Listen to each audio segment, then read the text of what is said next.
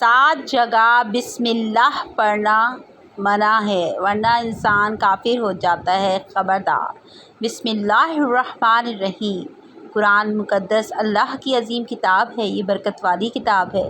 اس کی آیتیں مومنوں کے لیے شفاعت ہیں۔ اس کے ایک ایک حرف میں 10 نیکیاں اللہ نے مقرر فرمائی ہیں۔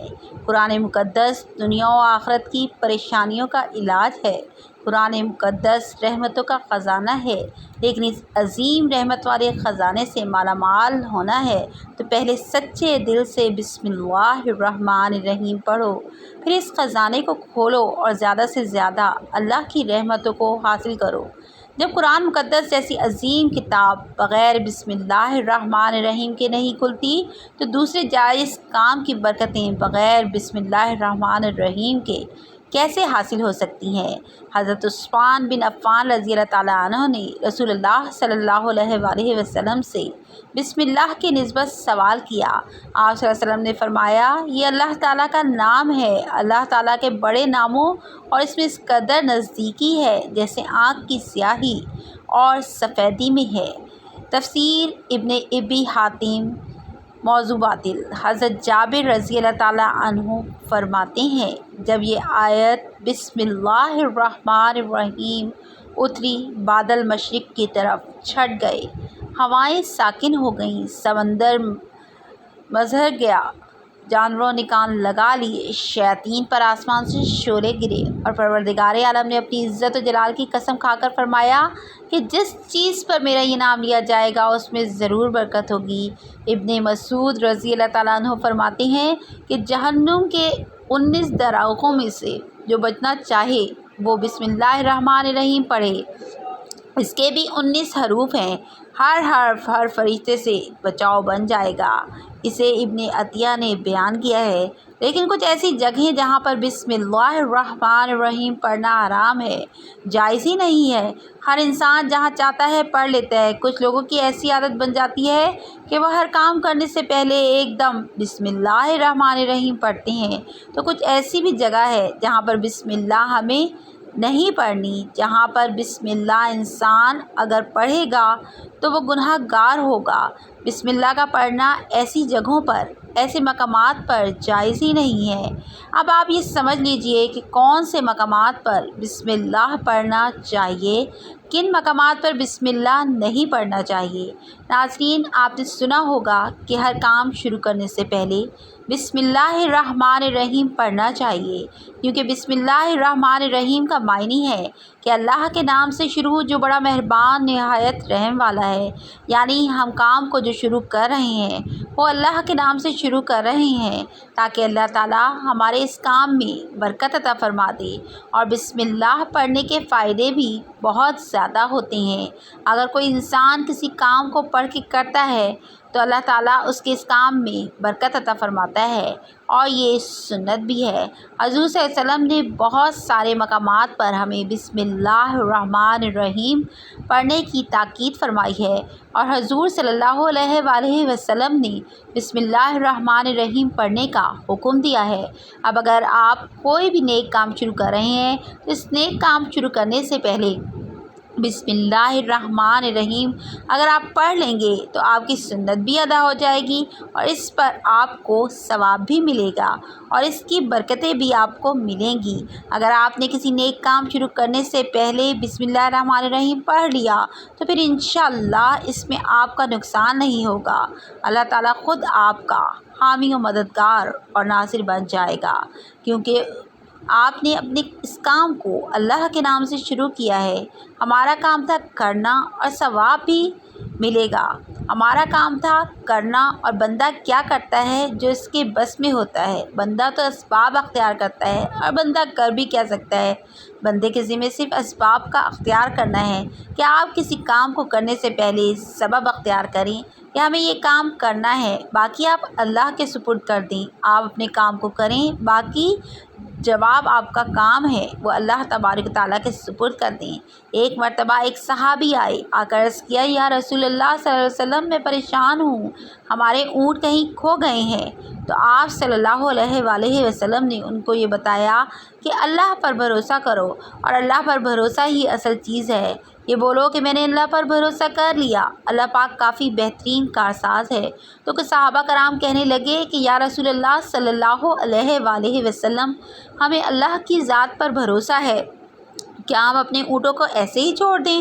اگر ہماری قسمت میں ہوں گے تو ہمیں اونٹ واپس آ جائیں گے، اور مقدر میں نہیں ہوں گے تو چلے جائیں گے۔ ہمیں اللہ کی ذات پر بھروسہ ہے۔ تو آپ صلی اللہ علیہ وآلہ وسلم نے فرمایا کہ نہیں، پہلے اپنے اونٹ کو باندھو، پھر اللہ کی ذات پر یقین کرو، پھر اللہ کی ذات پر بھروسہ کرو۔ یعنی ہمارے ذمے کے جو کام ہے وہ ہمارے اوپر کرنا لازم ہے۔ اسباب کا انکار کرنے والا جاہل ہوتا ہے۔ اسباب کا انسان انکار نہیں کر سکتا۔ نہیں، ہم تو ہاتھ پہ ہاتھ رکھ کے بیٹھ جائیں گے، اب اللہ کھلائے، کیونکہ وہ رازق ہے، وہ ہمیں کھلائے۔ لیکن آپ اپنی محنت کیجئے، آپ اسباب اختیار کیجئے، پھر اللہ کی ذات پر چھوڑ دو۔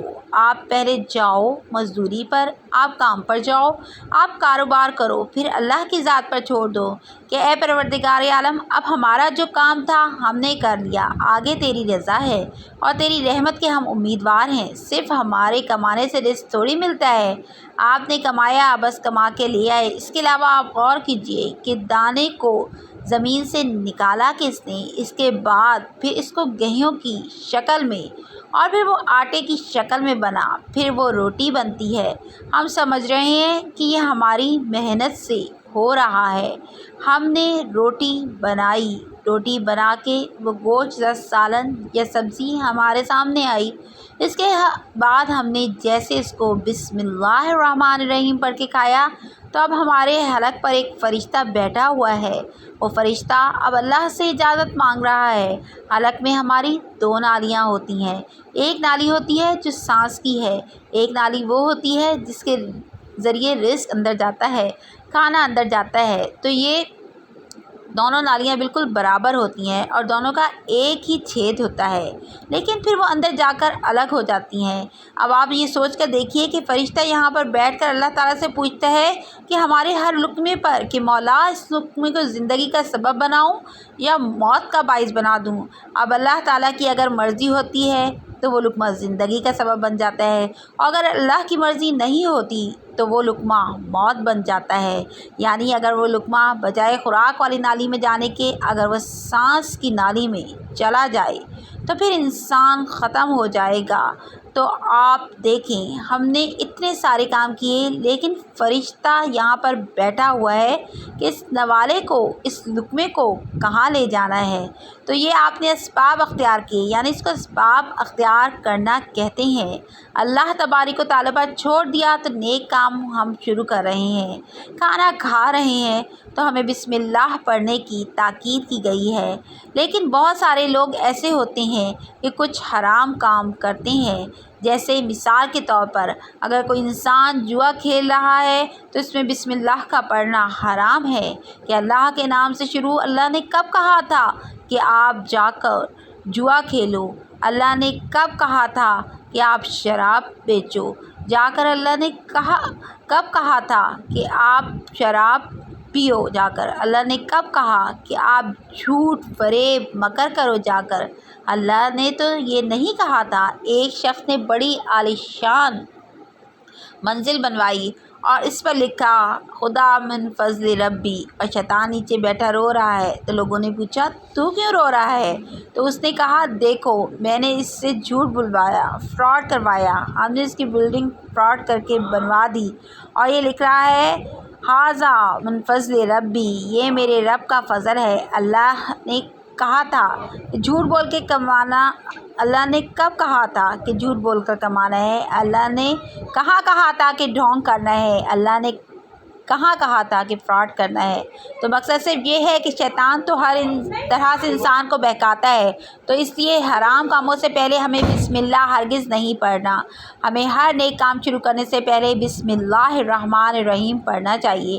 ہمیں احتیاط رکھنی چاہیے کہ جب ہم باتھ روم کے اندر داخل ہو چکے ہوں، نہانے سے قبل بسم اللہ نہ پڑھیں، باتھ روم میں جانے سے پہلے بھی ہم بسم اللہ الرحمن الرحیم پڑھیں، اور باتھ روم کے نکلنے کے بعد جب کپڑے پہنیں تو پھر بسم اللہ الرحمن الرحیم الرحیم پڑھیں۔ اور کوئی انسان کاروبار کرتا ہے، اب اس نے جھوٹ بولا اور پھر اس کے بعد پیسے لیتے وقت بسم اللہ الرحمن الرحیم پڑھا، تو ایسی جگہوں پر جہاں پر حرام کام کوئی بندہ کرتا ہے تو وہاں پر بسم اللہ الرحمن الرحیم نہیں پڑھنا چاہیے، کیونکہ اللہ تبارک و تعالیٰ نے آپ کو دنیا میں چھوٹ دے رکھی ہے کہ جیسا کرو گے ویسا بھرو گے۔ اللہ سب کو دیکھ رہا ہے کون کیا کر رہا ہے، تو اور جو ہم دوسروں کے ساتھ کر رہے ہیں صحیح یا غلط۔ اس کے بعد پھر لوگ کہتے ہیں یہ تو اللہ کی مرضی ہے، لیکن یاد رکھنا یہ اللہ کی مرضی نہیں، اللہ کی اجازت ہے۔ اللہ نے آپ کو اجازت دی ہوئی ہے، بس اللہ نے چھوٹ دی ہوئی ہے کہ کر لو دنیا میں جیسا کرنا ہے، ایسا کیا کرنا ہے۔ تو جو کچھ ہم کر رہے ہیں صحیح یا غلط، اس کے بعد پھر لوگ کہتے ہیں کہ یہ تو اللہ کی مرضی ہے، لیکن یاد رکھنا یہ اللہ کی مرضی نہیں، اللہ کی اجازت ہے۔ اللہ نے آپ کو اجازت دی ہوئی ہے، بس اللہ نے چھوٹ دی ہوئی ہے کہ کر لو دنیا میں جیسا کرنا ہے۔ اللہ ظالم کو ڈھیل دیتا ہے، لیکن جب پکڑتا ہے تو چھوڑتا نہیں ہے، اللہ کی پکڑ بڑی سخت ہے۔ تو دنیا میں اللہ دیکھ رہا ہے، یہ مرضی نہیں ہے اللہ کی کہ آپ گناہ کرو، لیکن اللہ نے بس اجازت دی ہوئی ہے کہ آپ کر لو، دیکھیں کتنا کرو گے۔ ایک دن آؤ گے میرے پاس، جب آؤ گے تب ہم فیصلہ کریں گے۔ مالک یوم الدین، انصاف کے دن کا حاکم تو اللہ کی ربوبیت سمجھے، اور ہمیں یہ سمجھنا چاہیے کام ہمیں کب کرنا کب نہیں کرنا چاہیے۔ سنت رسول صلی اللہ علیہ وسلم پر ہم عمل کریں گے تو اللہ تعالیٰ ہمیں کامیاب کر دے گا، دنیا میں بھی اور آخرت میں بھی انشاءاللہ تعالیٰ۔ اللہ پاک ہمیں بہتر عمل کرنے کی توفیق عطا فرمائے اور ہمارا خاتمہ ایمان پر فرمائے، آمین یا رب العالمین۔ اس کے ساتھ ہی مجھے اجازت دیجیے، اللہ حافظ۔